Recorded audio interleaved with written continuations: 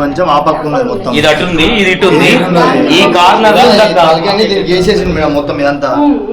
ఇది మొత్తం ఇంకా ఎంత మార్పు ఉన్నదో ఇది మొత్తం కింద ఇట్లా చుట్టూ పట్ట పడిపోయింది రక్తం. తర్వాత మొత్తం జావా చచ్చిపోయినాక తిట్టిని తీసి కింద వారేసింది. ముఖం ఇట్లా వేసుకుని అలా పడిపోయింది, మొత్తం బ్లడ్ ఉంది. ఇంకా మొత్తం బ్లడ్ ఉంది కింద. ఈ బండ బాగా బయటికి పోయినాక ఎంతసేపటి చూసిందమ్మా? 10 నిమిషాలకే వచ్చి, 10 నిమిషాలు కూడా 2 నిమిషాలకే బయటకు వచ్చిన ఎటు ఓడు తాను చేసి తయారై అన్నం తిన్నాకనే బయటకు పోతాడు. ఆ ఒక రోజు సౌండ్లు వచ్చినాయి అని చెప్పేసి అమ్మలో కొంచెం డౌట్ వచ్చింది, అల్లుడు బయటకు వచ్చినాయి అడుగుదామని చెప్పేసి అనుకున్నారట. అనుకుంటే ఇట్లా అడుగుదామనే లోపే వెంటనే పోయి పడపడ ఫేస్ వాష్ చేసుకుని వెంటనే వెళ్ళిపోయినట్టు బండి మీద, ముఖం కిందికి వేసేసినట్ట, పిలితే కూడా పలక కూడా వెళ్ళిపోయినట్ట. వెళ్ళిపోతే ఇక మా వాళ్ళు నైట్ ఇట్లా సౌండ్లు వచ్చినాయి ఎందుకు చూడుకో అంటే మా అమ్మ చూసే వరకు కింద చెల్లి. అప్పుడప్పుడు చెల్లె బతకాలని ఆశతోటి వీళ్ళు హాస్పిటల్కి తరలించారు కానీ వాళ్ళ వాళ్ళు లేరు. ఒకవేళ వాళ్ళ షాపింగ్ దాంట్లో ఉన్నట్టున్నారు వాళ్ళు. అది ఒకటే